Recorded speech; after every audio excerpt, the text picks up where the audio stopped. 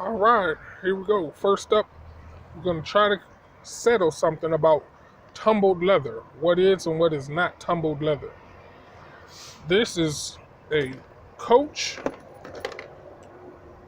bag men's wallet.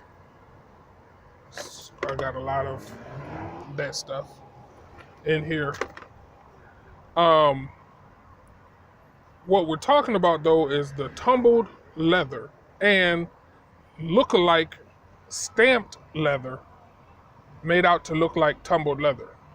Sometimes you see stamped leather made out to look like gators, lizards, all kind of different things. And sometimes it's just a pattern, and sometimes it's made out to look like tumbled leather. So I had a couple comments on my shoes about leather, and one of the things I noticed about people making comments concerning leather, especially Jordan 1s, are there seems to be a misunderstanding of what tumbled leather is. So this is definitely not to knock Coach. It's not to knock Jordan. I only have experience with Jordan 1s, only own one pair of Jordan 1s. But I noticed in the stores, a lot of the Jordan 1s are being called tumbled leather when it's not. And some of the YouTubers call it tumbled leather. It's actually stamped leather, made to look like tumbled leather. I actually have a genuine pair of tumbled leather, but first let me walk you through what stamped is. This Coach bag, premium leather quality, nice thickness to the leather. I feel great every time I hold this because I can really feel the quality, the thickness of the leather. If you look at it, you can see the texture and the leather, the grains, and just a beautiful piece of leather. Not taking away anything from Coach or Jordan 1, but this is not tumbled leather. It's made to look like tumbled leather. If you look right here, I'm gonna show you how this is discovered. Because the imitation tumbled leather has gotten this good, where you look at it and you would never even think that this could be imitation tumbled leather. Still high quality leather, but not genuine tumbled leather. If you look right here, you're going to see a triangle. There's the bottom, there's the left wall, all right, depending on which way you're watching this, and there's the other opposite. So you got one base, one wall. And you have a line going through one side of it. So you got a base, wall. Base, wall, with a line going through one side of it. Base, wall, line going through one side. Base, wall, line going through one side. Here you got one of the walls continues on all the way to the extreme of the wallet, and then this one goes down. Then you have one that's like separated but continues on through, all off of this one vein, made to look like a vein. So here's the same vein. Here's one going off. Here's one separated but all the way through, and another one. So you're picking that up. This is one piece of leather. No separation.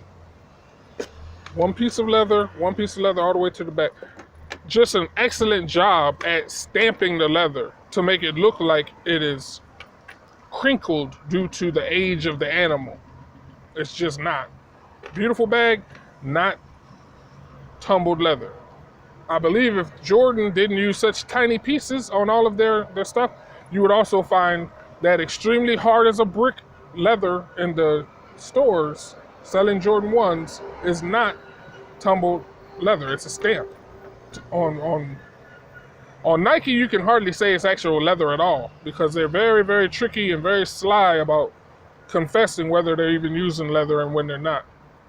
But I had some people commenting on my comment about some of the creases that they see in my leather shoes. And for me, because I know the difference between fake and real leathers, or at least fake and real tumbled leather, I don't mind a crease.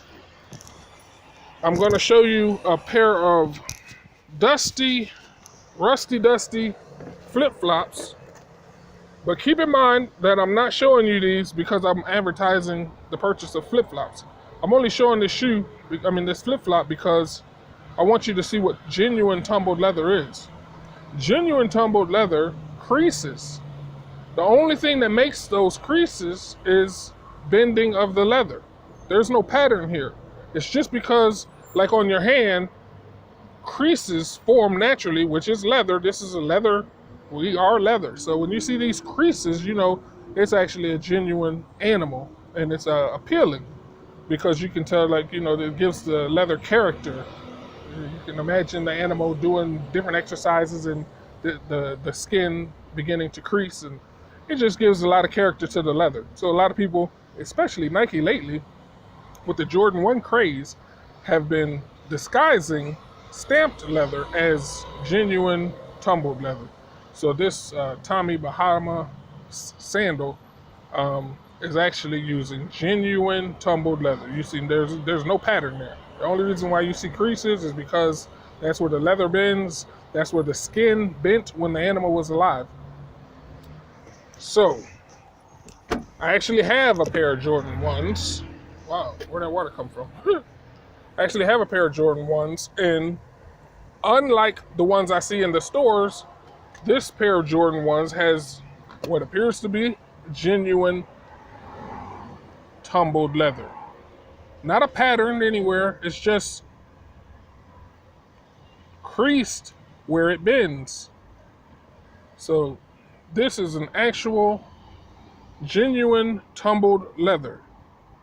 You can tell these creases are formed because the animal or the person wearing it creased the leather at that point.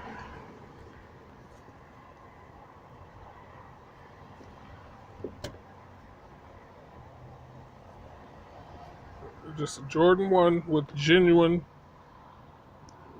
and not hard as a brick. This thing is soft as a pillow.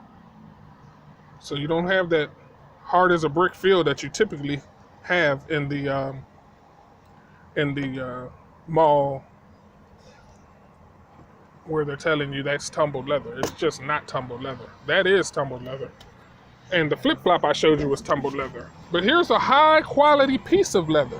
Extremely high Red Wing, famous for thick, hard, top grade leather.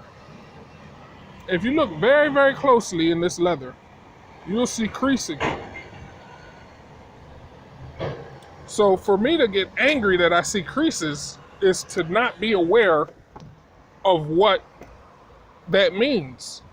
Real leather creases, just like real skin. You can see right there, that's tumbled leather right there. Tumbled leather. Your skin creases. So when I see the creases, I don't get bent out of shape. Someone was just commenting on the shoe and saying that my shoe should not have creased right. And I'm like, that's what leather does. But honestly, with Nike, you never know if you're dealing with leather or not, because they're masterminds at not giving you leather, but letting it be advertised as such. You go on their sites and everything, and they just won't mention what it is. So this behaves like leather. So I have no reason to be upset about it. Lastly, patent leather. This shoe hasn't been worn enough, but once I get some more wear and tear out of this thing, because it's genuine leather, patent leather, very shiny leather, but because it's genuine, it too shall crease. But for me, that's not a bad thing. Creasing leather, like my leather skin, that's what genuine leather does. It creases. So hopefully that clears some things up for you about that Jordan 1 leather, typical Jordan 1 leather, which is typical Coach, very high quality leather, but not genuinely stamped, versus not typical Jordan leather. That's not typical. That's actually creasing because that's where you're bending it. The whole shoe. It's like a pillow. This is not your typical go into the Foot Locker finish line type of Jordan 1. It's a very, very, very soft, genuine tumbled leather.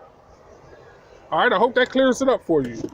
This has been another episode of Watch, and the watch is Invicta Hybrid Venom Master Calendar. And the shoes, we ran through them. I'm not going to run through them again. Thank you for watching. I hope you enjoyed that. I hope you got a little bit of clarity out of being able to tell the difference between and stop using tumbled leather when there is none. It's stamped leather, and very rare do you see Jordans with genuine tumbled leather. Mostly it's very nicely stamped small pieces of leather. All right, thanks for watching. Hope you enjoyed.